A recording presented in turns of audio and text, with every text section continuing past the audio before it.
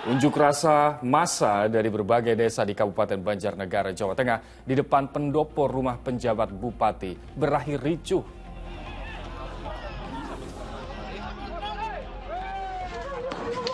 Ya Allah.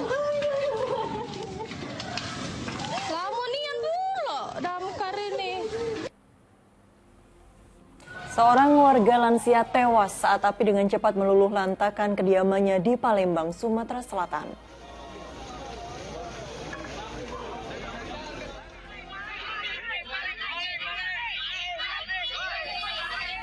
Warga menghajar seorang pria yang diduga mencuri sepeda motor di Lumajang, Jawa Timur.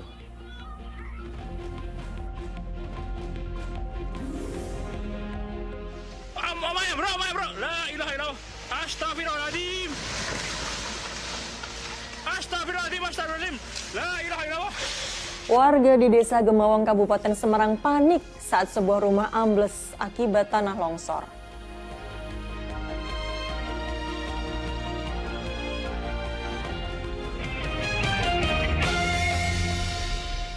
Halo, selamat pagi. Senang sekali saya Ilham Ardiansyah. Dan saya Nurul Cinta kembali menjumpai Anda dalam Fokus Pagi kali ini hari Rabu 1 Mei 2024. Ya, seperti biasa Cinta dan pemirsa dalam 1,5 jam ke depan kami hadir dengan rangkaian informasi dan peristiwa terbaru yang berhasil dihimpun tim redaksi kami hingga dini hari tadi. Kita ikuti Fokus Pagi selengkapnya. Di informasi pertama, kebakaran yang menghanguskan sebuah rumah di Palembang, Sumatera Selatan menyebabkan seorang warga lansia tewas. Diduga korban sedang sakit dan tidak bisa menyelamatkan diri dari kobaran api.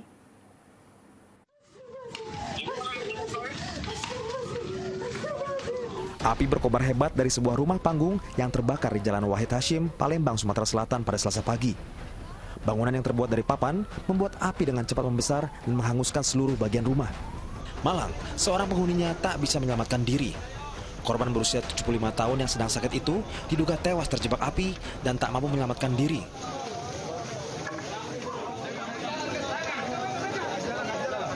Saat ini penyebab kebakaran masih dalam penyelidikan polisi. Sementara di Pati, Jawa Tengah, kebakaran melalap 2 rumah di Desa Panjunan, Kecamatan Pati. Mengerahkan 11 mobil damkar, petugas bahu-membahu bersama warga berjibaku memadamkan api. Dalam peristiwa pada Selasa siang ini, sebuah mobil rusak tertimpa puing-puing rumah yang terbakar. Mobil itu mau diambil kuncinya, tapi kuncinya nggak ada. Kuncinya itu dibawa adik tadi itu, adik yang punya rumah situ. Berusaha diselamatkan. Akhirnya dijunjung orang banyak, ditarik mundur. Diduga kebakaran dipicu sampah yang dibakar salah satu penghuni rumah. Api dari sampah merembet ke dapur dan terus berkobar. Tidak ada korban jiwa, sedangkan kerugian ditaksir mencapai 600 juta rupiah. Tim Liputan melaporkan. Diduga akibat korsleting, sebuah sepeda motor yang terparkir di halaman rumah indekos di kota Semarang, Jawa Tengah terbakar. Akibatnya 9 sepeda motor lain yang berada di parkiran ikut terbakar. Inilah kondisi sebuah tempat parkir rumah indekos yang terbakar di Lamper Tengah, Kota Semarang, Jawa Tengah. Sebanyak 10 sepeda motor milik penghuni kos hangus di lahap si Jago Merah Selasa siang. Diduga api muncul dari salah satu motor yang dimodifikasi. Dari keterangan sejumlah saksi, kebakaran terjadi sesaat setelah terdengar 2 kali suara ledakan. Tidak ada korban jiwa dalam peristiwa ini. Polisi masih melakukan penyelidikan guna mengetahui pasti penyebab insiden ini.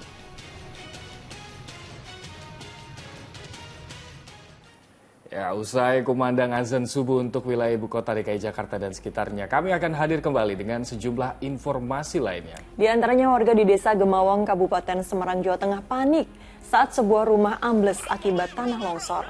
Tetaplah bersama Fokus Pagi. Astagfirullahaladzim. La ilaha illallah.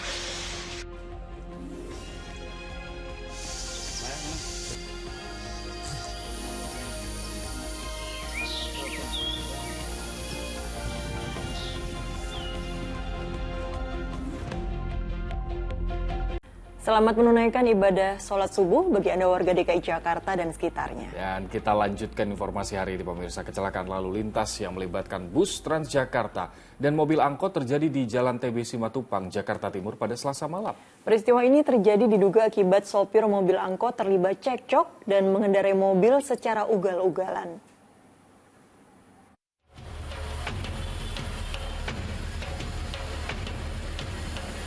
Bus Transjakarta alami kecelakaan dengan mobil angkot jurusan Kampung Rambutan, Depok di Jalan TB Simatupang, Pasar Rebo, Jakarta Timur pada Selasa malam.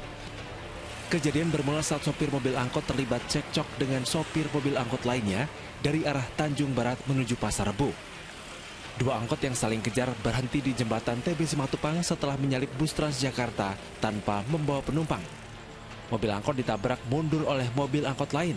Namun bus Transjakarta yang berhenti bagian depannya tertabrak oleh mobil angkot. Kedua kendaraan alami kerusakan cukup parah. Mobil angkot merah pecah kaca di bagian belakang, sementara bus Transjakarta rusak di bagian depan setelah terbentur dua mobil angkot. Ini mabok, dikejar, ini ditinggalin, udah tabrak saya. Berarti ini tadi lagi jalan, Bang? Iya, lagi jalan. Orang itu memang berantem itu sama. Iya, berantem karena mabok. Ininya mabok. Ini bukan mabuk, masalah mabuk. Iya, ada berapa orang tadi yang angkot, coklat, kasih keren. Kalau kasus Ini tinggalin. berarti itu mobil tadi sempat dari belakang duluan apa di depan Abang tadi? Dia dari belakang saya. Ah. Nyalip, saya kasih kan. Pinggir nyalip kanan terus langsung gini, yang belakang ikut. Jegerin ini, ngabrakin ini. Tidak ada korban jiwa maupun luka-luka dalam kecelakaan. Akibat peristiwa ini, arus lalu lintas di sekitar sempat mengalami kemacetan cukup panjang. Muhammad Subadri Arifi melaporkan dari Jakarta.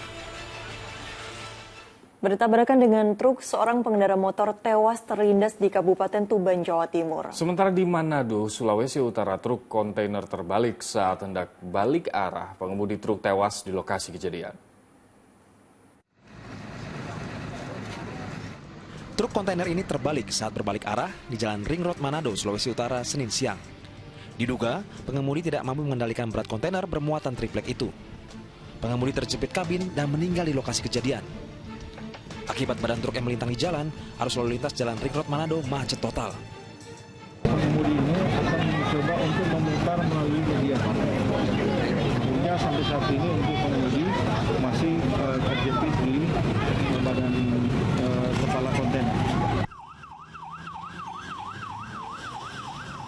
Kecelakaan juga terjadi di Jalan Dr. Wahidin Sudirohusodo, Kabupaten Tuban, Jawa Timur.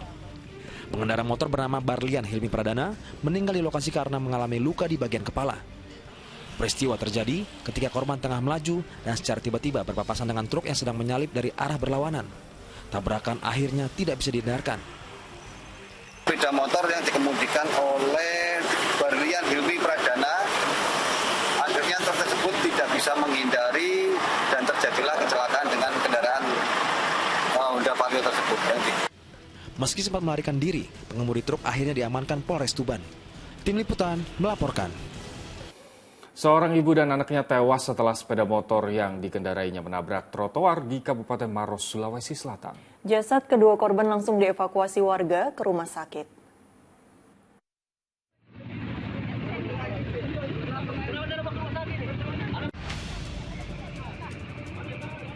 Warga dan pengguna jalan berkerumun sesaat setelah terjadi kecelakaan tunggal di Jalan Poros Desa Salenrang, Kabupaten Maros, Selasa siang.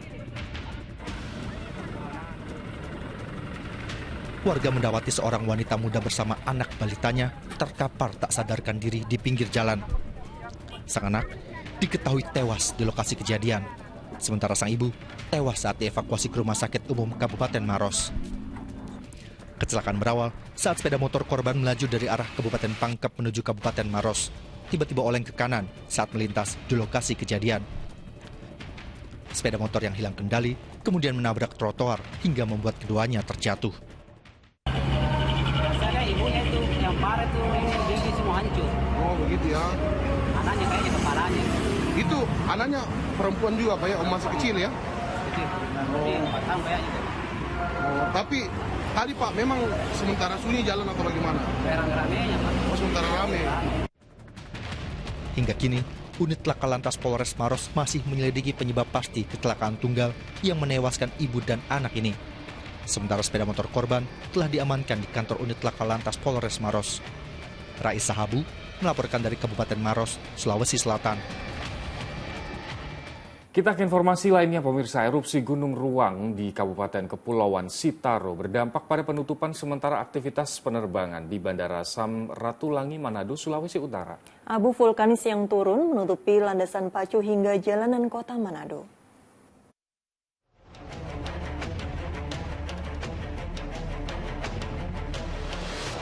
Terdampak erupsi Gunung Ruang, operasional Bandara Samratulangi Manado, Sulawesi Utara ditutup sementara sejak Selasa pagi hingga Rabu pukul 12 waktu Indonesia Tengah. Abu vulkanis yang turun di bandara tersebut sangat tebal dibandingkan saat erupsi beberapa minggu lalu dan menutupi landasan pacu, pesawat hingga kendaraan yang parkir di kawasan bandara. Akibat penutupan sementara, maskapai memberikan pilihan kepada para calon penumpang untuk meminta pengembalian dana atau penjadwalan ulang penerbangannya. Sebanyak 3.842 penumpang dan 38 pesawat gagal diterbangkan pada hari Selasa akibat erupsi. Kami memantau kondisi dampak abu di Bandara Samratulangi Manado. Perlu kami sampaikan bahwa saat ini memang abu sudah turun di bandara kami dan sudah menutupi seluruh bandara, termasuk juga pesawat dan juga kendaraan-kendaraan di sini. Kami melihat kondisi saat ini. Kita akan melakukan penutupan kembali setelah jam 12. Abu vulkanis dari erupsi Gunung Ruang juga menyebar hingga ke pusat kota Manado. Hujan debu terus terjadi hingga Selasa siang. Sejumlah kendaraan yang melintas jalan raya kota Manado terkena abu vulkanis. Warga diminta mengenakan masker saat beraktivitas di luar rumah. Status Gunung Ruang naik dari level siaga menjadi level awas. Yaya Piri melaporkan dari Manado, Sulawesi Utara. Ratusan orang di Pulau Tagulandang yang terdampak erupsi Gunung Ruang di Kepulauan Sitaro, Sulawesi Utara terpaksa mengungsi menggunakan kapal. Warga harus menyeberang ke tempat yang lebih aman menuju Pulau Siau. Dengan menggunakan kapal KMP Lohoraung, sebanyak 342 warga yang tinggal di sejumlah desa di Pulau Tagulandang diberangkatkan dari Pelabuhan Minanga menuju Pulau Siau pada Selasa malam. Mulai dari anak-anak hingga orang dewasa tampak memadati seluruh ruang di kapal. Warga yang mengungsi juga sudah membekali diri mereka dengan membawa sejumlah pakaian, alat tidur, bahkan hingga kendaraan bermotor. Warga terpaksa mengungsi dan menaiki kapal karena kondisi rumah mereka saat ini rusak parah dan tidak bisa ditinggali lagi akibat erupsi Gunung Raung. Di Pulau Siau, para pengungsi nantinya akan tinggal di sejumlah posko pengungsian ataupun rumah saudara mereka. Semua di atap, yang sebagian di atap jatuh, yang sebagian masih tetap bertahan berdiri. Jadi Bapak ini rencana mau mengungsi apa, ada keluarga di Siau atau ada mau tinggal di posko, Pak? Erupsi Gunung Ruang di Kabupaten Sitaro, Sulawesi Utara juga berdampak hingga ke sejumlah wilayah di Gorontalo. Mulai dari Kabupaten Gorontalo Utara, Kota Gorontalo, hingga Kabupaten Boalebo sudah mulai terdampak hujan abu vulkanik. Tidak hanya itu, dampak abu vulkanik ini juga menyebabkan penerbangan di Bandara Jalaluddin Gorontalo ditutup sementara hingga Rabu pukul 12 siang WITA. Bagi masyarakat yang mungkin saja sudah ada jadwal melakukan penerbangan untuk besok hari, jika kegiatannya sangat penting, mungkin bisa melakukan mencari jalan alternatif lain, misalnya ke Palu, Sulawesi. Kita ke informasi longsor yang terjadi di sejumlah daerah akibat intensitas hujan tinggi di Mamasa, Sulawesi Barat. Tebing setinggi 30 meter longsor dan nyaris menimpa warga yang melintas. Sementara di Kabupaten Semarang, Jawa Tengah, sejumlah rumah rusak akibat longsor.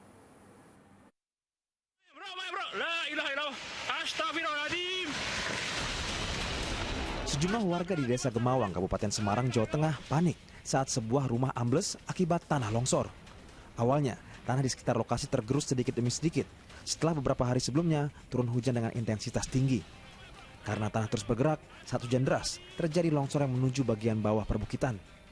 Bencana longsor merusak 4 rumah dan 1 masjid, serta memutus jalan umum desa. Tidak ada korban jiwa karena penghuni rumah sudah pergi sebelum rumahnya ambles terbawa longsor. Karena rumah mereka rusak, 7 warga mengungsi ke rumah saudaranya. Kalau saya lihat berdasarkan informasi dari BPBD juga karena faktor tanah yang labil.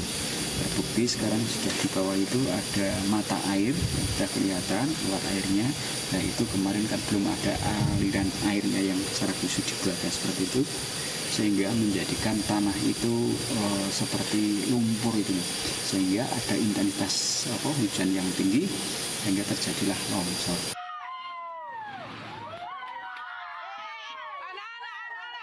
Inilah kepanikan warga ketika tebing setinggi 30 meter longsor di Kelurahan Mamasa, Kabupaten Mamasa, Sulawesi Barat. Sejumlah warga berlari menjauhi arah jatuhnya material longsor berupa tanah, bebatuan, dan batang pohon. Longsor selain menimpa tiang listrik, juga menutup badan jalan. Pemicu terjadinya longsor ini diduga karena curah hujan tinggi, serta kondisi tebing di sekitar lokasi labil sehingga rawan longsor. Agar jalan dapat digunakan kembali oleh masyarakat, petugas menggunakan alat berat untuk menyingkirkan material longsor. Tim Liputan melaporkan. Plafon sebuah masjid di kota Makassar, Sulawesi Selatan ambruk pada Selasa sore. Diduga tiang penyangga plafon dari balok telah rapuh.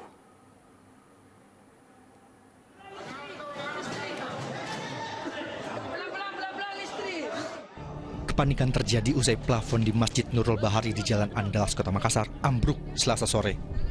Peristiwa terjadi saat jemaah tengah melaksanakan salat. Beruntung, atap yang ambruk ada di bagian belakang masjid, sehingga peristiwa ini tak menimbulkan korban. Kejadiannya tadi sementara setelah salat asar sudah sementara berdoa, tiba-tiba ada suara gemuruh dari arah belakang. Arah belakang itu di posisi apa? Jamaah wanita kah atau laki-laki? Di jamaah wanita. Itu saat itu ada yang jamaah yang lagi sholat juga? Ada sekitar 3 sampai 5 orang yang wanita di belakang. Ada terkena dari ambruknya itu? Tidak ada. Tidak ada ya? Iya. Diduga tiang penyangga plafon dari balok telah rapuh. Ditambah lagi beban tiang penyangga pelapis dari besi hingga membuat tiang balok ambruk. Saya kira ini kejadian yang tidak diharapkan tetapi terjadi. Tentunya ada kebijakan dari pengurus untuk mengatur bagaimana sembahyang ibadah ini tetap berlangsung sebagaimana mestinya. Hingga kini, puing plafon yang ambruk telah dibersihkan. Untuk sementara, masjid ditutup hingga proses renovasi selesai. Pemerintah daerah juga telah melakukan asesmen untuk segera melakukan perbaikan. Andi Muhammad Sardi melaporkan dari Makassar, Sulawesi Selatan. Informasi selanjutnya, sembunyi di dalam mesin cuci saat main petak umpet. Seorang anak perempuan di Makassar, Sulawesi Selatan malah terjebak di dalamnya. Orang tuanya yang panik minta bantuan petugas damkar untuk mengevakuasi sang bocah.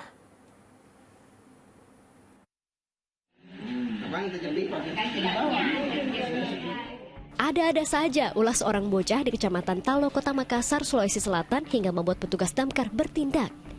Diduga gara-gara bermain petak umpet, bocah perempuan berusia 4 tahun ini terjebak di dalam mesin cuci yang rusak.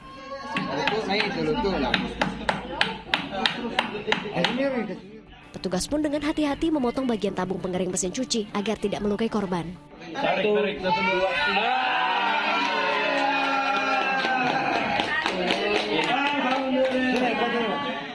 Tak lama kemudian, sang anak akhirnya berhasil diselamatkan tanpa mengalami luka. Awalnya dia memang di sampingnya, lalu dia kebetulan mamanya katanya dia menyapu di depan rumahnya, dia masuk di dalam mesin cuci. Mesin cuci. Iya. Itu sudah sementara beroperasi atau sudah mati Pak itu mesin cuci? Itu katanya itu mesin cuci sudah rusak. Oh sudah rusak ya. Petugas imbau agar orang tua yang memiliki anak kecil lebih waspada agar peristiwa serupa tidak terulang lagi. Andi Muhammad Sardi melaporkan dari Makassar, Sulawesi Selatan. Seorang bocah di Mamuju Tengah, Sulawesi Barat ditemukan tewas di Sungai Bulu Rembu. Diduga korban terpeleset saat melintasi jembatan untuk menemui ayahnya.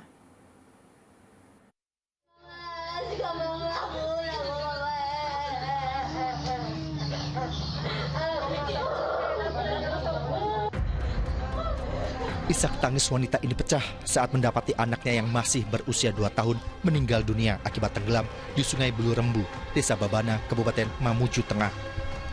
Peristiwa berawal saat korban hendak menemui ayahnya dan melintasi jembatan yang ada di depan rumah.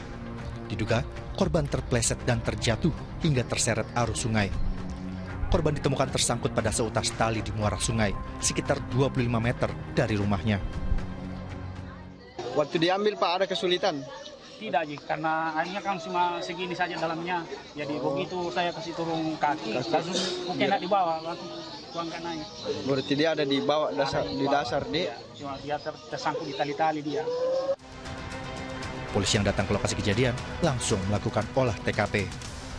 Himbau kepada orang tua mengingat ini musim hujan yang rawan banjir agar senantiasa menjaga anak-anaknya yang masih di bawah umur khususnya sehingga tidak terjadi hal-hal yang tidak kita inginkan. Usai dilakukan visum oleh petugas puskesmas, korban pun langsung dimakamkan. Edi Junaidi melaporkan dari Mamuju Tengah, Sulawesi Barat.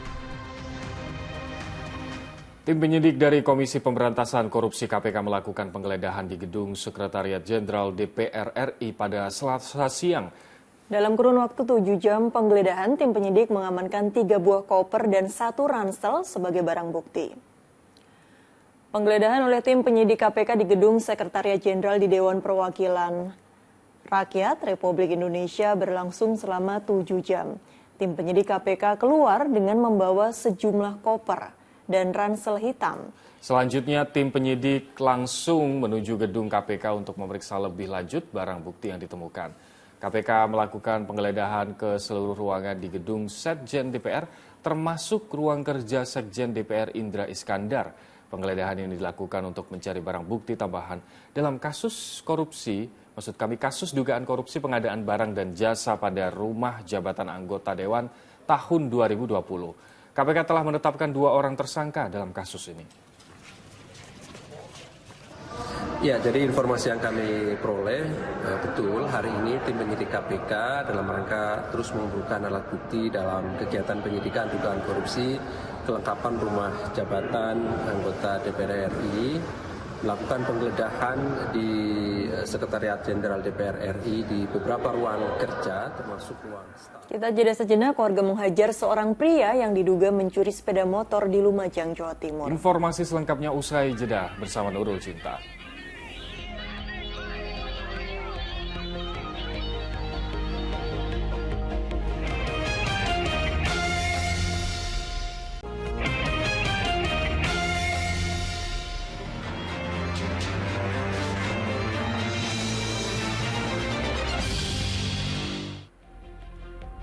Terpergok mencuri sepeda motor seorang pria di Lumajang, Jawa Timur diamuk massa. Akibat ulah warga yang main hakim sendiri, terduga pelaku tewas akibat terluka parah di bagian kepala.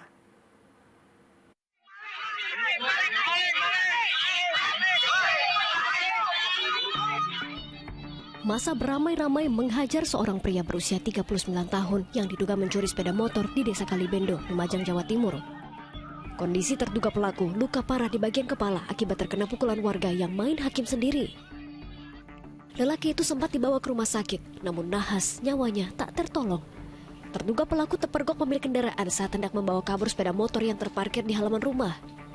Menduga pria itu maling, warga tak bisa menahan amarah dan menghajar terduga pencuri motor tersebut. Pencuri yang ditangkap oleh warga kemudian melakukan penganiayaan secara bersama-sama, kemudian setelah itu menghubungi Polsek Pasirian, kemudian diserahkan Polsek dalam keadaan terluka parah. Tersangka atau pelaku ini meninggal dunia. Dari lokasi kejadian, polisi mengamankan barang bukti 1 sepeda motor curian dan kunci letter T. Kini jenazah terduga pelaku sudah dibawa ke rumah duka untuk dimakamkan. Nur Salim melaporkan dari Lumajang, Jawa Timur.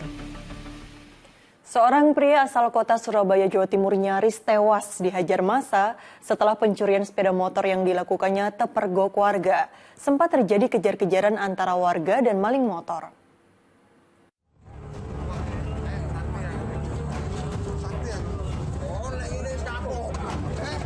Video amatir warga merekam kejadian saat pencuri sepeda motor berhasil ditangkap warga.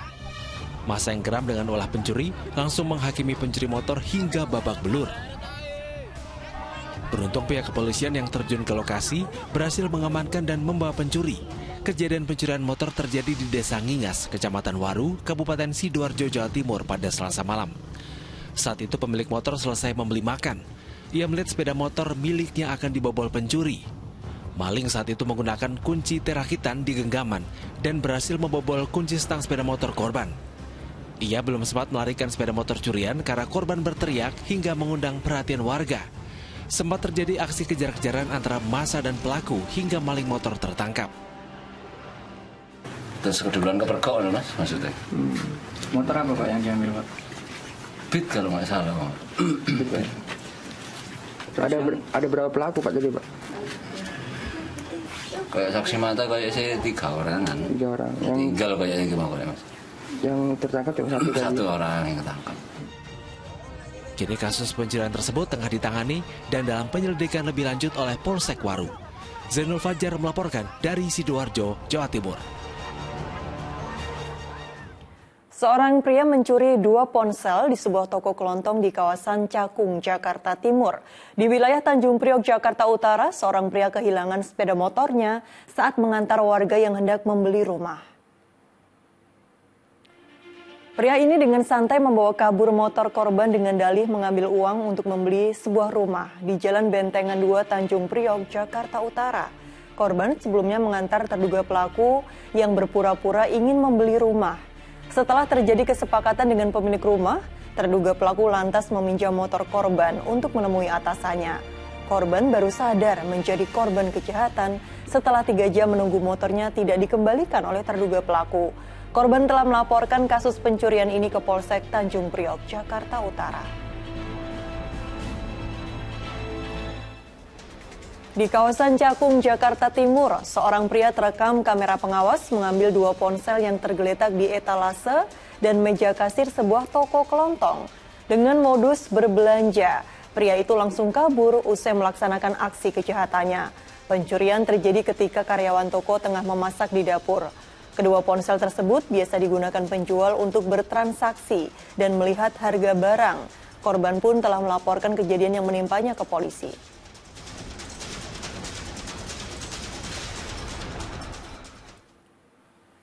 Kita ke kasus selanjutnya, 3 anak yang masih duduk di bangku sekolah menengah pertama di Kabupaten Tanah Datar, Sumatera Barat, nekat mencuri motor.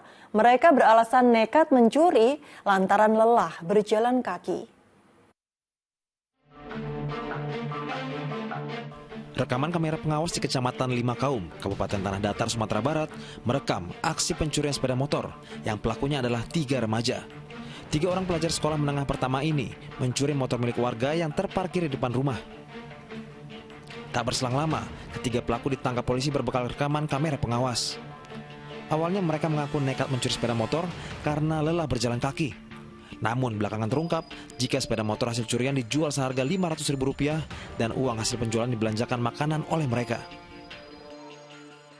3 orang anak yang diduga melakukan tindak pidana pencurian kami ketahui bermula dari adanya rekaman CCTV dari rumah salah seorang warga yang ada di TKP.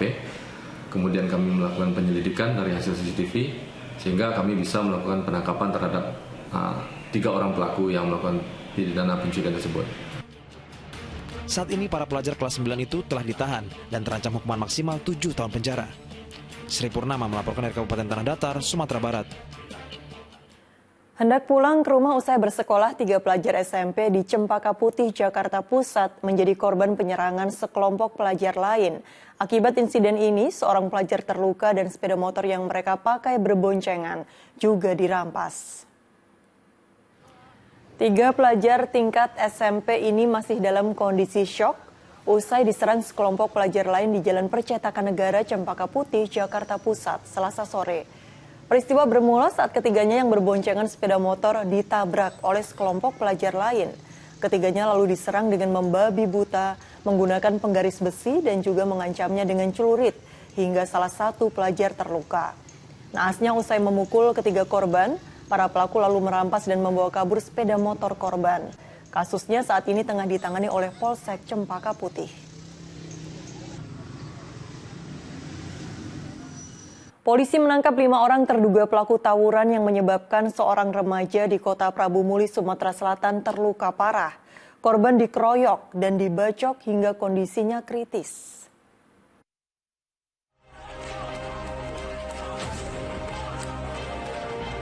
Saling serang dua kelompok remaja dengan menggunakan senjata tajam dan petasan ini terjadi di Jalan Kopral Toyo, Kota Prabu Muli, Sumatera Selatan pada hari Minggu. Akibat tawuran ini, seorang remaja berusia 16 tahun mengalami kritis setelah dikeroyok dan dibacok. Aparat kepolisian dari Polres Prabu Muli kemudian bergerak cepat dan berhasil menangkap 5 orang terduga pelaku yang mengeroyok korban pada Selasa siang.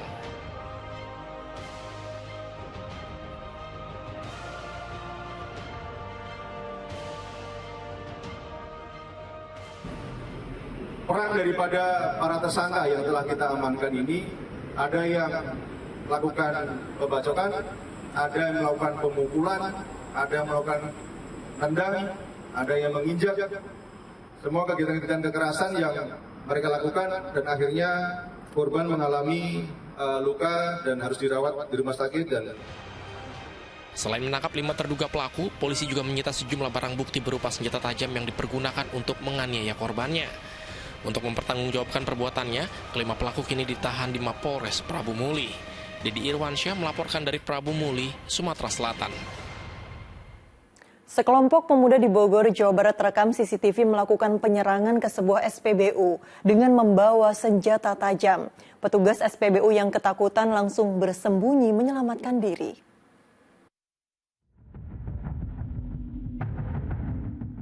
Inilah rekaman kamera pengawas saat sekelompok pemuda dengan membawa senjata tajam mendatangi sebuah SPBU di Jalan Raya Bojong, Desa Cikahuripan, Kecamatan Kelapa Nunggal, Kabupaten Bogor, Jawa Barat. Mereka diduga datang untuk menyerang sejumlah orang, termasuk petugas SPBU. Namun, karena gagal menemukan sejumlah petugas SPBU yang bersembunyi di dalam kantor, kelompok pemuda itu kemudian merusak 1 unit sepeda motor yang terparkir, serta papan pengumuman milik SPBU. Usai melakukan perusakan, kelompok tersebut kemudian pergi memubarkan diri. Mereka bawa sajam? Iya. Bawa sajam apa, Bang? Celurit. Celurit. Terus? Celurit yang pendek sama ada sekitar 1 meter. Apa yang dirusakin, Bang? Yang dirusak motor operator. Oh, ada motor yang dirusak? Sama telang jalur khusus ditendang. Meski pihak SPBU belum melaporkan kejadian ini ke polisi secara resmi, namun petugas dari Polsek Kelapa Nunggal langsung turun tangan menangani kasus ini dan melakukan pemeriksaan di lokasi kejadian. Asep Solihin melaporkan dari Kabupaten Bogor, Jawa Barat. Sesosok mayat pria ditemukan di dalam rumahnya di Desa Sangkan Mulia, Kabupaten Kuningan, Jawa Barat pada Selasa siang. Petugas harus mendobrak pintu rumah saat evakuasi lantaran pintu rumah terkunci dari dalam.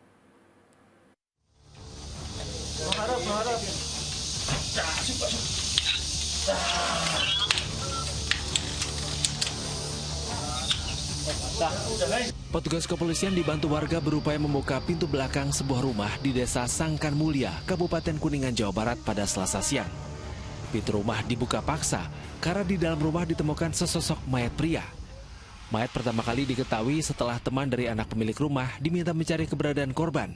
Ia sudah beberapa hari tidak bisa dihubungi. Menurut polisi, korban adalah seorang pria yang berusia 57 tahun. Ia adalah warga pendatang dari Bandung yang tinggal sendiri di rumah tersebut. Korban terlihat terakhir kali pada hari Jumat. Dan dari yang kita lihat di situ, atas nama Teddy Heryadi, kurang lebih 57 tahun.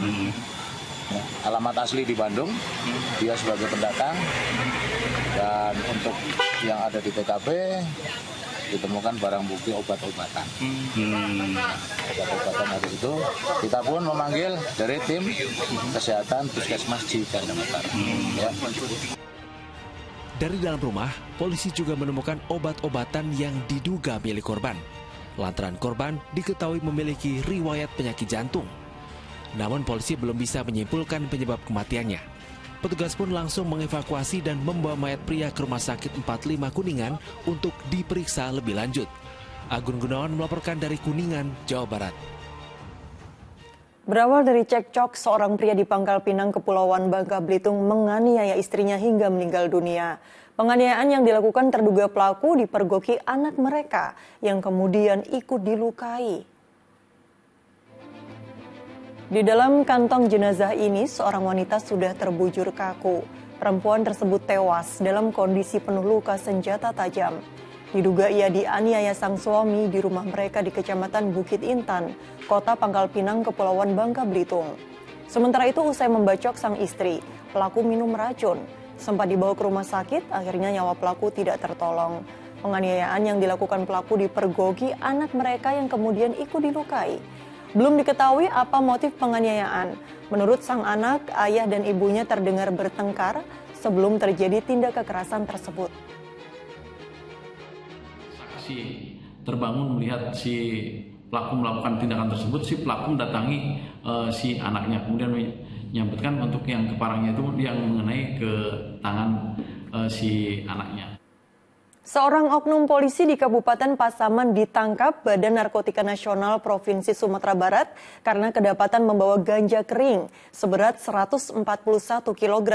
Sementara itu, Direktorat Reserse Narkoba Polda Metro Jaya juga berhasil menggerebek sebuah rumah yang diduga dijadikan laboratorium tempat produksi narkoba.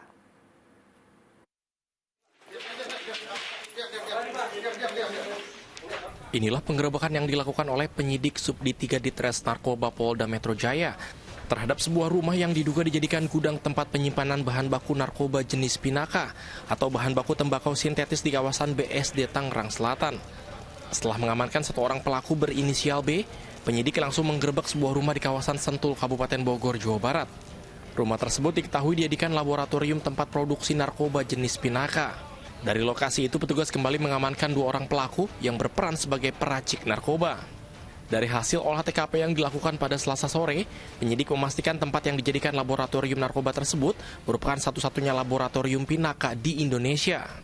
Dapat disimpulkan bahwasannya laboratorium ini atau rumah ini adalah yang menjadi pertama kali di Indonesia di mana memproduksi mulai dari bahan baku sampai menjadi bibit atau sampai menjadi bahan jadi untuk tembakau sintetis MDB4N jenis Pinaka. Sementara itu, seorang anggota polisi ditangkap Badan Narkotika Nasional Provinsi Sumatera Barat di Lubuk Sikaping, Kabupaten Pasaman. Oknum tersebut kedapatan membawa ganja kering seberat 141 kg saat tengah cuti bekerja. Penangkapan ini bermula setelah petugas berhasil mencegat mobil yang dibawa terduga pelaku menuju Padang. Dari hasil pemeriksaan sementara, terduga pelaku mengaku jika ganja yang dibawanya ini adalah suruhan dari seorang narapidana di lapas kelas 2A Padang. Kita suruh yang catatan si oknum ini, ya, kita suruh buka kendaraan tersebut, ternyata benar ada barang bukti ganja yang dimasukkan dalam karung. Nah, kami melakukan interogasi terhadap yang bersangkutan, ternyata dia adalah bernama inisial ya, AV. Nah, apa pekerjaan segala macam, ternyata dia adalah oknum anggota Polri juga. Kini oknum anggota polisi yang berdinas di Polsek Batipu Selatan itu harus menjalani pemeriksaan di Badan Narkotika Nasional Provinsi Sumatera Barat. Barang bukti ganja seberat 141 kg juga telah diamankan petugas. Tim Liputan melaporkan. Unjuk rasa massa dari berbagai desa di Kabupaten Banjarnegara, Jawa Tengah di depan pendopo rumah penjabat Bupati berakhir ricuh. Selengkapnya usai jeda bersama rekan saya Ilham Ardiansyah.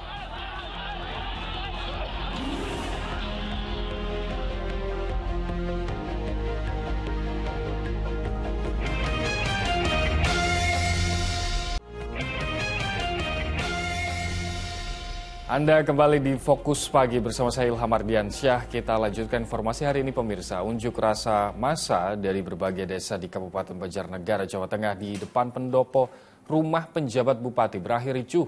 Massa merusak sejumlah fasilitas umum hingga menyebabkan korban luka-luka.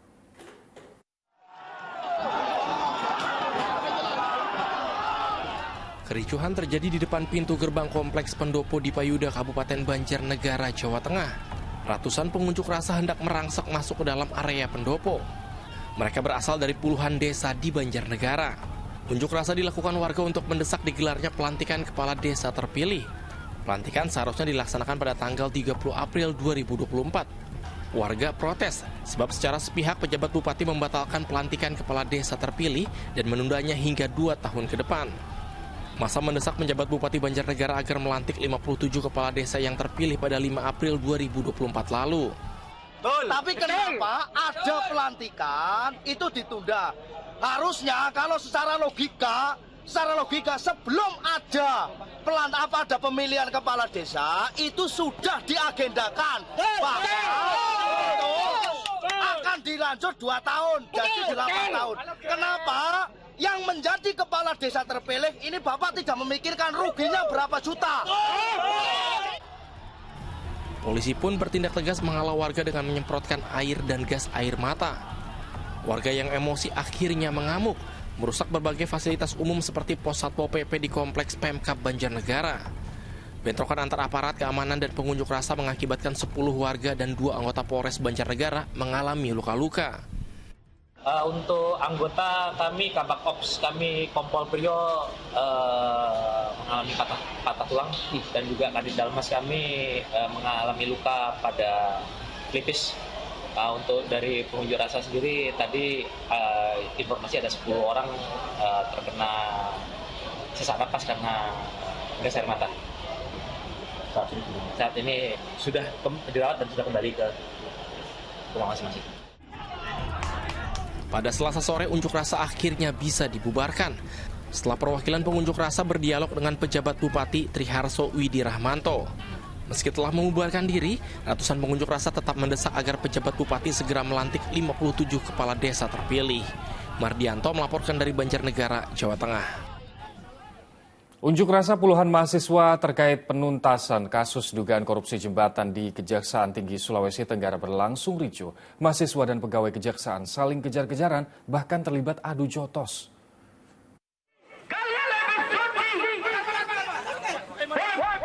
Kericuhan tak terhindarkan saat puluhan mahasiswa berunjuk rasa terkait penuntasan kasus korupsi di Kejaksaan Tinggi Sulawesi Tenggara pada Selasa pagi.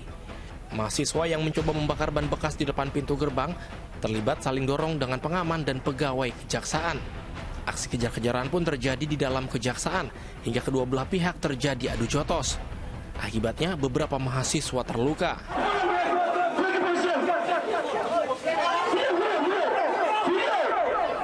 Dalam tuntutannya, mahasiswa meminta penyidik kejaksaan transparan menangani kasus korupsi pembangunan jembatan Cirauci 2 di Kabupaten Buton Utara. Terkait dengan penanganan perkara tidak pidana korupsi, juga tidak pidana korupsi pembangunan jembatan Cirauci 2 di Buton Utara itu, sampai saat ini posisi dari yang bersangkutan itu, Pak Burhanuddin itu adalah masih sebagai saksi dalam perkara tersebut. Dan persidangan hari ini sesuai jadwal mau berlangsung di pengadilan tindak pidana korupsi di Tipulu, itu diagendakan pemeriksaan saksi. Hari ini yang hadir itu sesuai jadwal yang saya terima ada sekitar 10 orang saksi. Nah, salah satunya adalah Pak Burhanuddin yang mahasiswa menyatakan akan kembali datang berunjuk rasa dengan jumlah lebih banyak apabila aspirasi tidak dipenuhi. Alga Salim Mahfud melaporkan dari Kota Kendari, Sulawesi Tenggara. Seorang pria diringkus polisi usai menyelundupkan 30 kg sabu-sabu di Kabupaten Baru, Sulawesi Selatan. Untuk menyamarkan penyelundupan, barang haram tersebut dikemas dalam paket bungkusan teh bergambar durian.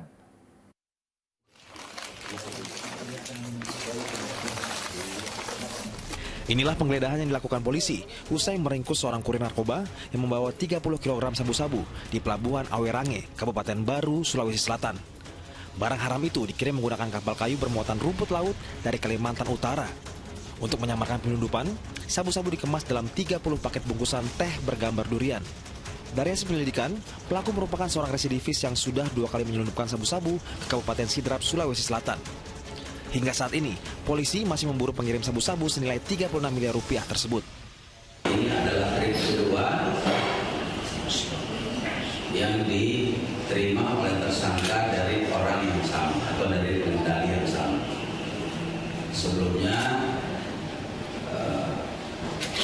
dia berhasil membawa atau memasukkan kurang lebih 15 kg, 17 kg. Atas perbuatannya, Pelaku dijerat pasal tentang narkotika dengan ancaman hukuman maksimal seumur hidup dan paling singkat 5 tahun penjara. Raisa Habu melaporkan dari Makassar, Sulawesi Selatan. Warga Kecamatan Tanjung Mutiara, Kabupaten Agam, Sumatera Barat dihebohkan dengan penemuan jasad seorang pria dalam kondisi mengenaskan. 2 bola mata dan 1 bagian telinga korban telah hilang. Jenazah dibawa ke Rumah Sakit Bayangkara Polda Sumbar untuk dilakukan autopsi.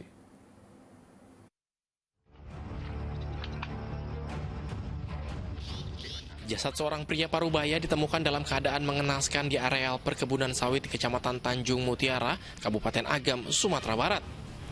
Jenazah yang diketahui bernama Ali Warman tersebut seorang petugas keamanan di Koperasi Unit Desa Plasma Sawit Tiku 5, Kabupaten Agam. Pria berusia 55 tahun tersebut ditemukan tewas dengan kondisi kedua bola mata dan 1 bagian telinganya sudah tidak ada. Jenazah langsung dibawa oleh petugas ke Rumah Sakit Umum Daerah Lubuk Basung, Kabupaten Agam. Untuk kepentingan otopsi, jenazah selanjutnya dibawa ke Rumah Sakit Bayangkara Polda Sumbar. Dan kami temukan mayat seorang laki-laki yang identitasnya bernama Ali Warman, berusia sekitar 55 tahun. Di bagian mata korban kita temukan luka berat. Dan selanjutnya korban kami bawa ke Rumah Sakit Daerah RSUD Basung. Dan karena kepentingan penyelidikan, mayat kami kirim ke Rumah Sakit Bayangkara Padang. Polisi dari Polres Agam melakukan olah tempat kejadian perkara, namun masih belum diketahui secara pasti penyebab kematian korban. Hingga kini pihak kepolisian Polres Agam masih melakukan penyelidikan. Sri Purnama melaporkan dari Kabupaten Agam, Sumatera Barat. Hendak memperbaiki lampu di atap rumah saat turun hujan, seorang karyawan swasta di Merauke, Papua Selatan tewas tersengat listrik. Posisi jasad yang berada di ketinggian menyebabkan evakuasi berjalan dramatis.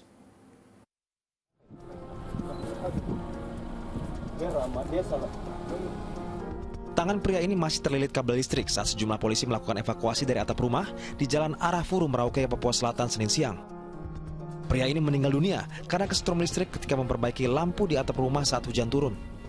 Peristiwa itu baru diketahui ketika rekannya curiga korban tidak kunjung turun dari atap rumah. Curiganya ini karena kena stroke, karena posisi di atas, posisi korban ini memegang tang dengan ada kabel yang dari masih ada arusnya. Polisi masih melakukan penyelidikan untuk memastikan penyebab korban kesetrum listrik. Muhammad Ridwan melaporkan dari Merauke, Papua Selatan. Warga di Lombok Timur, Nusa Tenggara Barat dikejutkan dengan temuan jasad bayi laki-laki di atas tumpukan sampah. Bayi malang itu diduga sengaja dibuang oleh orang tuanya. Di antara tumpukan sampah di Sungai Kaliasem, Desa Suralaga, Kabupaten Lombok Timur, Nusa Tenggara Barat inilah warga menemukan bayi laki-laki yang sudah tak bernyawa. Keberadaan jenazah ditemukan seorang petani yang tengah mengecek saluran irigasi. Petugas yang mendapat laporan segera datang ke lokasi dan mengevakuasi jenazah bayi. Diduga bayi malang itu baru dilahirkan karena masih terdapat ari-ari yang menempel pada tubuhnya. Kini aparat kepolisian tengah menyelidiki motif dan pelaku pembuangan bayi.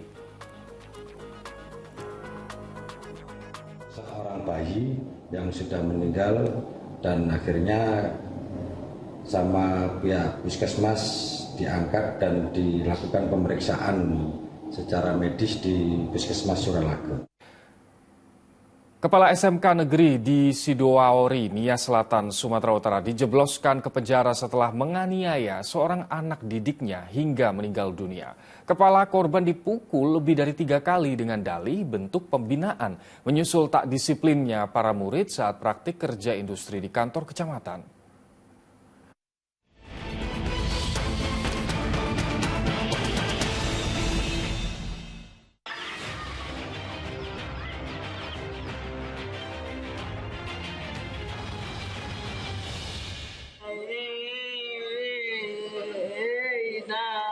Tangis ibu ini pecah saat menyaksikan anaknya terkapar lemah di Rumah Sakit Dr. Thompson Gunung Sitoli, Nias, Sumatera Utara. Setelah menjalani perawatan sejak 9 April, siswa SMK Negeri Sidoaori kelas 11 itu akhirnya meninggal dunia. Korban meninggal setelah alami gangguan di bagian kepala karena diduga dianiaya oleh kepala sekolahnya pada 16 Maret lalu. ada seorang wakil camat menyuruh anak sekolah ini untuk mengangkat genset. Nah, oleh karena anak sekolah ini tidak kompak, ada yang mau dan yang tidak. Pada akhirnya tidak jadi. Setelah itu wakil camat ini mengadu atau melapor kepada kepala sekolah. Hari Sabtunya itu anak-anak sekolah datang ke sekolah. Lalu guru kepala sekolah atau kepala sekolah itu memanggil anak-anak sekolah untuk datang, dan itu tidak ada pertanyaan apa-apa, ya. Langsung dipukul. Tak terima kematian anaknya yang tak wajar, orang tua korban melapor kasus ini ke Polres Nia Selatan. Untuk melengkapi berkas penyelidikan dan memperjelas penyebab kematian, korban diotopsi oleh 4 dokter forensik dari Rumah Sakit Bayangkara Polda Sumut.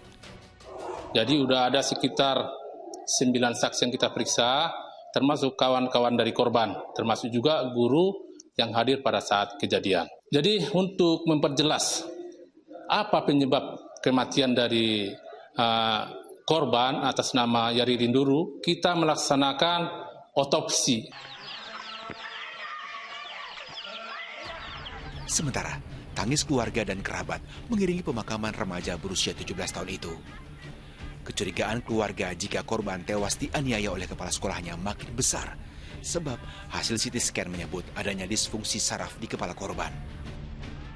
Tanggapi temuan hasil otopsi, aparat kepolisian melakukan rekonstruksi di lokasi kejadian. Ada 15 adegan yang diperagakan oleh kepala sekolah, seperti memukuli kepala korban dan 6 temannya. Tindakan dengan dalih bentuk pembinaan menyusul laporan Sekretaris Camat Sidua Ori tentang masalah indisipliner para murid yang sedang praktik kerja industri. Sementara itu, sempat dirawat karena diduga depresi akan kasus yang menimpanya, Safrin Zebua, si kepala SMK Negeri di Nia Selatan, Sumatera Utara, dijemput polisi dari Rumah Sakit Stella Maris. Ia dijebloskan ke penjara setelah jadi tersangka atas kasus penganiayaan terhadap muridnya hingga meninggal dunia. Yang bersangkutan melalui gelar perkara di Satreskrim Polres Nia Selatan telah ditetapkan sebagai tersangka pada tanggal 23 April yang lalu. Dan saat ini yang bersangkutan sudah ditahan. Tersangka terancam pasal berlapis tentang penganiayaan dan perlindungan anak dengan kurungan maksimal 15 tahun penjara. Tak hanya itu, tersangka juga menghadapi sanksi dari Dinas Pendidikan Sumatera Utara berupa pemberhentian tidak hormat. Tuti Alewiyah Lubis melaporkan dari Nia Selatan, Sumatera Utara.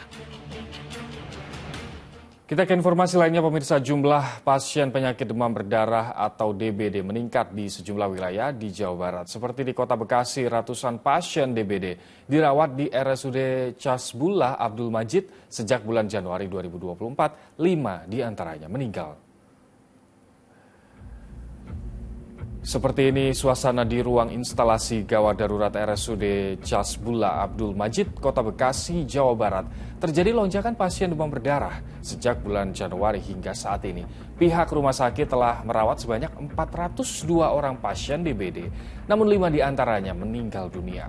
Pasien DBD yang meninggal dunia akibat keterlambatan penanganan karena datang ke RSUD sudah dalam kondisi parah. Untuk pasien DBD yang banyak mendapatkan perawatan adalah usia anak-anak yang berusia balita hingga 15 tahun. Banyaknya pasien DBD karena lingkungan yang kotor dan banyaknya genangan air di sekitar pemukiman. Sementara itu di Kota Cimahi, Jawa Barat, kasus demam berdarah juga semakin meningkat.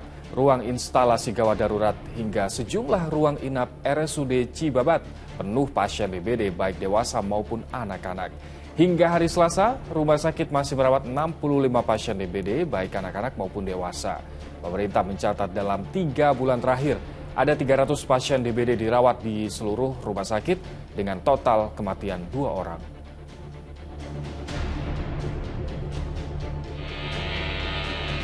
Tingkat kasus DBD membuat warga pun kini siaga, bahkan melakukan fogging atau pengasapan di rumah-rumah secara swadaya.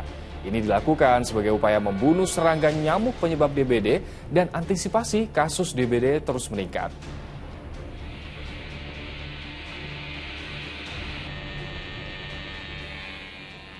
Seorang pemuda yang baru pulang menghadiri pesta pernikahan di Kabupaten Tojo, Una-Una, Sulawesi Tengah diterkam seekor buaya. Jenazah korban baru ditemukan setelah tim penyelamat gabungan melakukan pencarian selama 2 hari.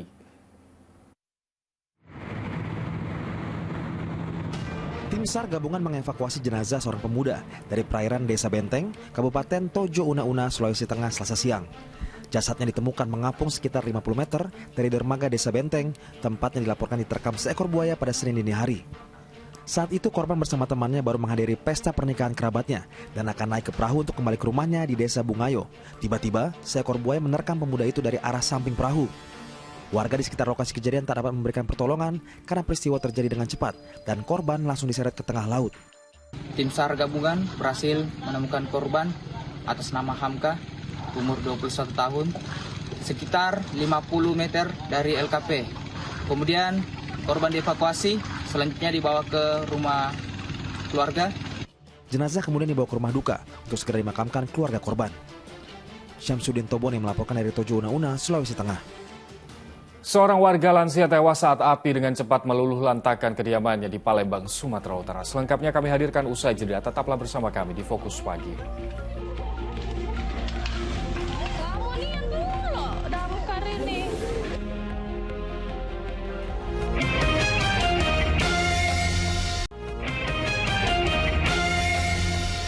Anda kembali lagi di Fokus Pagi bersama saya Ilham Ardiansyah. Dan saya Nurul Cinta. Kita lanjutkan informasi di pagi hari ini. Diduga karena mengantuk, sebuah minibus di Mojokerto, Jawa Timur yang hendak berbelok menabrak seorang pengendara sepeda motor. Kerasnya benturan membuat korban tak sadarkan diri dan langsung dibawa ke rumah sakit.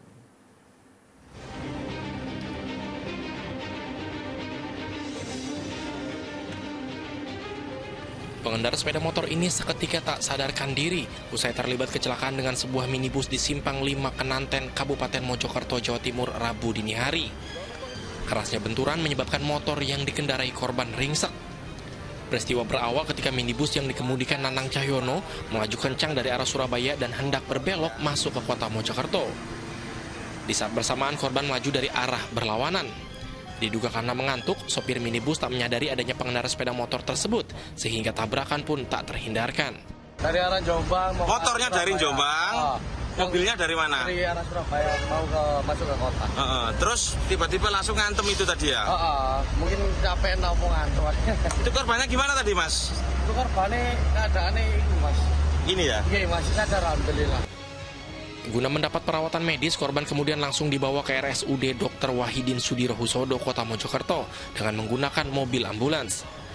Kecelakaan itu kini tengah ditangani unit Satlantas Polres Mojokerto. Diak Eko Purwoto melaporkan dari Mojokerto, Jawa Timur. Kini kita beralih ke peristiwa kebakaran yang menghanguskan sebuah rumah di Palembang, Sumatera Selatan yang menyebabkan seorang warga lansia tewas. Diduga korban sedang sakit dan tak bisa menyelamatkan diri dari kobaran api.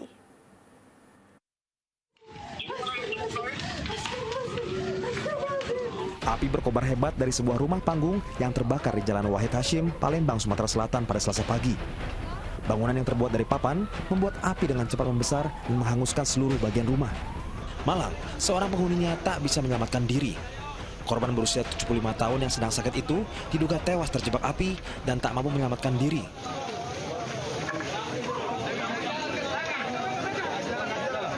Saat ini penyebab kebakaran masih dalam penyelidikan polisi. Sementara di Pati, Jawa Tengah, kebakaran melalap dua rumah di Desa Panjunan, Kecamatan Pati. Mengerahkan 11 mobil damkar, petugas bahu-membahu bersama warga berjibaku memadamkan api. Dalam peristiwa pada Selasa siang ini, sebuah mobil rusak tertimpa puing-puing rumah yang terbakar. Mobil itu mau diambil kuncinya, tapi kuncinya nggak ada. Kuncinya itu dibawa adik tadi itu adik yang punya rumah sih. Berusaha diselamatkan. Akhirnya dijunjung orang banyak, ditarik mundur. Diduga kebakaran dipicu sampah yang dibakar salah satu penghuni rumah. Api dari sampah merembet ke dapur dan terus berkobar. Tidak ada korban jiwa, sedangkan kerugian ditaksir mencapai 600 juta rupiah. Tim Liputan melaporkan. Di informasi selanjutnya, sembunyi di dalam mesin cuci saat main petak umpet. Seorang anak perempuan di Makassar, Sulawesi Selatan malah terjebak di dalamnya. Orang tuanya yang panik minta bantuan petugas damkar untuk mengevakuasi sang bocah.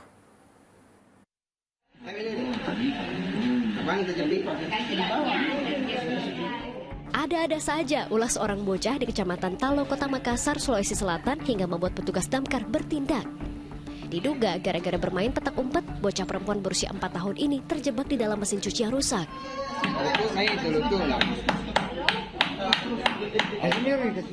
Petugas pun dengan hati-hati memotong bagian tabung pengering mesin cuci agar tidak melukai korban.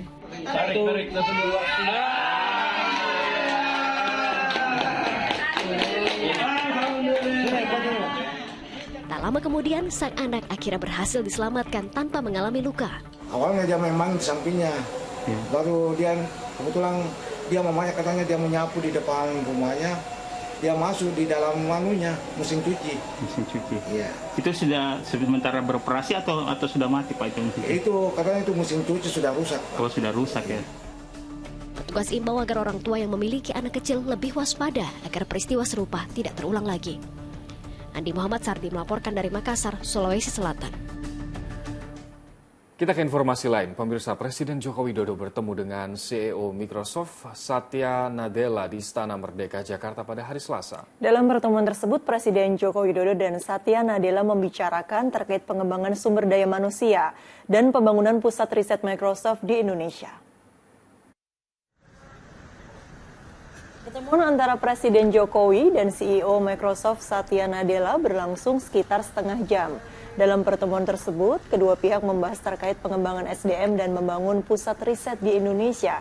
Microsoft menyampaikan komitmennya terhadap pengembangan bisnis Microsoft dan investasi teknologi di Indonesia.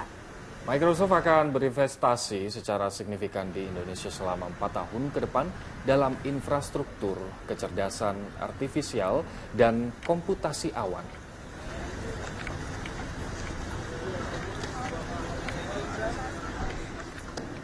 Sejumlah peningkatan kualitas layanan penyelenggaraan umroh dan haji dibahas saat Menteri Haji dan Umroh Arab Saudi bertemu dengan Menteri Agama Republik Indonesia, Yakut Khalil Qomas. Selain itu, Kerajaan Arab Saudi juga telah menandatangani kerjasama soal penambahan jumlah penerbangan dari Indonesia ke Arab Saudi khusus pada penyelenggaraan ibadah haji tahun ini.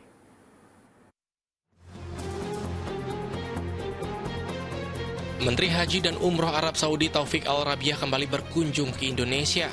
Dalam kunjungan kali ini, Menteri Haji dan Umroh Arab Saudi melakukan beberapa pertemuan bilateral, termasuk dengan Menteri Agama RI Yakut Khalil Qomas di kantor Kementerian Agama Jakarta pada Selasa pagi. Sejumlah poin penting dibahas dalam pertemuan itu, seperti sosialisasi penerapan program nusuk haji, yang merupakan aplikasi yang dikeluarkan Kementerian Haji dan Umroh Arab Saudi untuk memudahkan jemaah saat beribadah di Makkah dan Madinah. Selain itu, pemerintah Arab Saudi juga menekankan soal peraturan visa haji dan umrah ilegal. Pemerintah Arab Saudi tegas bakal memberi sanksi terhadap jemaah yang nekat berangkat dengan visa ilegal non-prosedural. Sementara itu, pemerintah Indonesia juga menegaskan bakal terus berkoordinasi dengan Kerajaan Arab Saudi untuk menindak tegas setiap jemaah dengan visa ilegal. Itu hanya visa yang resmi, visa haji dan visa mujamalah resmi yang dikeluarkan oleh Kerajaan Saudi Arabia. Visa di luar itu tidak boleh dipergunakan. Visa ziarah, visa umal, atau visa apapun digunakan untuk ibadah haji tidak bisa. Dan ini pemerintah Kerajaan Saudi Arabia akan melakukan tindakan tegas terhadap siapapun yang menggunakan visa di luar visa haji resmi. Tahun ini kuota haji Indonesia bertambah menjadi 241.000. Demi memberi pelayanan terbaik, Kerajaan Arab Saudi juga telah menandatangani kerjasama soal penambahan jumlah penerbangan dari Indonesia ke Arab Saudi, khusus pada penyelenggaraan ibadah haji tahun 2024. Ramaditya Domas, Kemal Prasetyo, dan Ahmad Susanto melaporkan dari Jakarta. Iya, pemirsa, 1 Mei merupakan peringatan Hari Buruh Internasional termasuk di Indonesia. Di Wonosobo, Jawa Tengah, ada seorang wanita mantan buruh migran yang mendirikan sekolah gratis di desanya. Ya, hal ini ia lakukan guna memberikan pendidikan bagi anak-anak yang ditinggal orang tuanya bekerja menjadi buruh migran.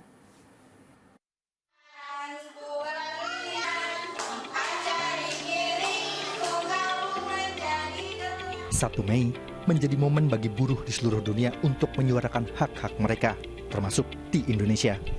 Tak jarang, untuk melaksanakan kewajibannya, para buruh meninggalkan anak-anaknya bersama keluarga terdekat. Hal inilah yang menjadi alasan Maizidiah Salas, mantan buruh migran asal desa Teracap, Wonosobo, Jawa Tengah, mendirikan sekolah pendidikan anak usia dini bagi anak-anak buruh migran di desanya.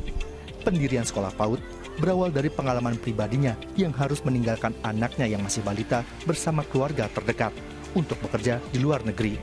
Padahal, ia merasa buah hatinya masih butuh pendidikan dari orang tuanya.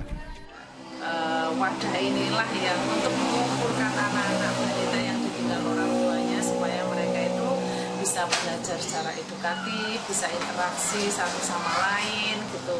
Kemudian bisa bisa tercipta karakter atau terarah gitu ya. Para siswa tidak dipungut biaya atau gratis bila belajar di sini. Biaya untuk mengelola sekolah gratis ini didapatnya dari koperasi yang didirikannya, di mana sebagian besar anggotanya merupakan mantan buruh migran dan TKI aktif. Hal ini ia lakukan agar mantan buruh migran tak kehilangan pekerjaan setelah menjadi TKI. Tak hanya itu, hasil kerja sang suami juga sengaja dipisahkan untuk membantu biaya operasional sekolah PAUD-nya. Selain mendirikan sekolah PAUD gratis pada tahun 2017, perempuan 48 tahun ini juga turut mendirikan kampung migran di wilayahnya. Berkat kerja kerasnya, Majidah mendapat penghargaan Trafficking in Person Report Hero Award dari Amerika Serikat atas kontribusinya dalam meningkatkan kesadaran ancaman perdagangan manusia di Indonesia.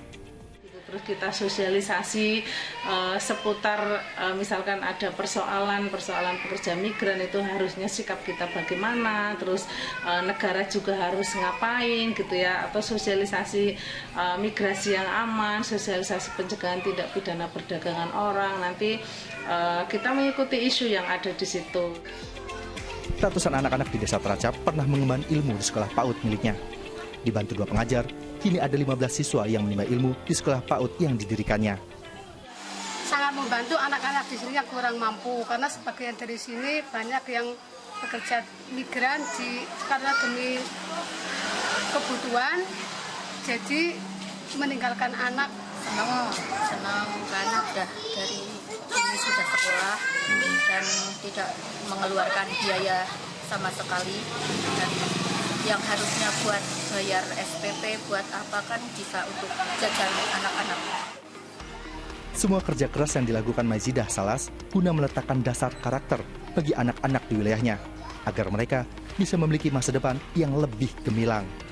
Wahyu Diono, laporkan dari Wonosobo, Jawa Tengah. Hari ini ribuan buruh dari berbagai daerah akan melakukan demo untuk memperingati May Day atau Hari Buruh Nasional. Salah satu titik yang dijadikan tempat berunjuk rasa adalah di sekitar Patung Kuda, Jakarta. Untuk mengetahui kondisi di sana, informasi selengkapnya akan disampaikan oleh Auriga Agustina. Dari pantauan kami pagi hari ini, kami belum melihat adanya buruh yang berdatangan ke kawasan Patung Kuda untuk melakukan aksi dalam memperingati Hari Buruh Internasional. Kemudian kami juga belum melihat adanya pengamanan alias semua masih berjalan dengan normal. Adapun kawasan Patung Kuda ini menjadi titik pertama yang akan didatangi oleh para buruh untuk melakukan aksi. Nanti akan ada sebanyak 50.000 buruh yang akan melakukan aksi. Aksi yang akan dimulai dari Patung Kuda ini akan dimulai pada pukul 9.30 waktu Indonesia Barat, kemudian pada pukul 12.30 para buruh ini akan menuju ke Stadion Madia Senayan. Nah, ada 2 tuntutan yang akan disampaikan oleh para buruh ini. Yang pertama, mereka meminta agar pemerintah menghapus Omnibus Law Undang-Undang Cipta Kerja, kemudian menghapus dan menolak outsourcing, juga meminta pemerintah menghapus upah murah. Bukan tanpa alasan, ini karena pertama Presiden KSPI menyebut bahwa semenjak adanya Undang-Undang Cipta Kerja, banyak pemerintah yang melakukan PHK terhadap karyawan tetap, kemudian menggantinya dengan karyawan outsourcing untuk kemudian bisa dibayar dengan upah yang lebih murah. Kemudian di sisi lain, untuk upah buruh saat ini tidak seimbang dengan inflasi yang terjadi di berbagai daerah. Lalu kalau kita berbicara terkait dengan pengamanan, meskipun saat ini belum terlihat adanya pengamanan, namun nanti akan ada sebanyak lebih dari 3.400 personil gabungan yang terdiri dari polisi dan juga TNI yang akan dikerahkan. Kemudian kalau kita berbicara terkait dengan rekayasa arus lalu lintas, memang hingga saat ini rekayasa arus lalu lintas juga belum diberlakukan berdasarkan keterangan dari pihak kepolisian. Rekayasa arus lalu lintas ini nanti akan diberlakukan sifatnya situasional, melihat seperti apa situasi yang terjadi di lapangan. Dari Jakarta, Auriga Agustina, Ahmad Teguh Wibowo melaporkan. Baik, kita sekarang Beralih ke informasi dari lapangan hijau. Dari pekan ke-34 sekaligus penutup musim reguler BRI Liga 1, Persija Jakarta berhasil mengalahkan PSIS Semarang dengan skor 2-1. Ya, di pertandingan lain Persib Bandung harus mengakui keunggulan PSS Sleman yang menang 1-0.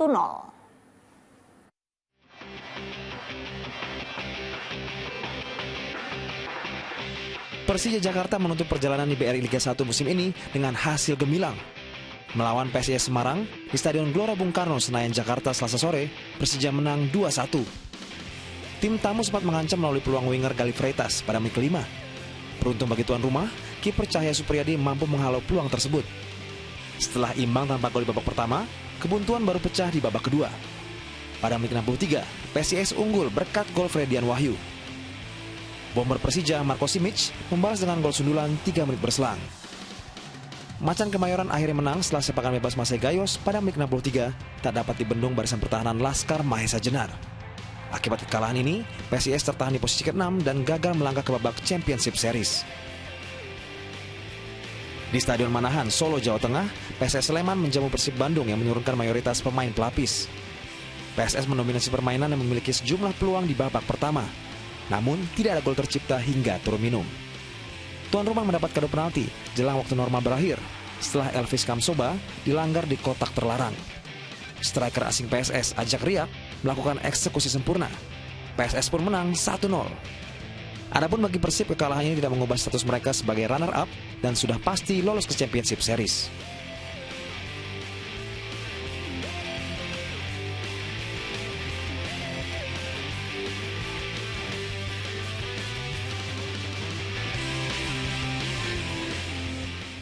Kita ke informasi selanjutnya. Yayasan Pundi Amal Peduli Kasih YPPS CTV Indosiar menggelar penyuluhan literasi media di Sekolah Dasar Bakti Mulia 400, Pondok Indah, Jakarta Selatan, Selasa pagi. Kegiatan ini diharapkan mampu membuat para siswa lebih bijak dalam menggunakan media sosial.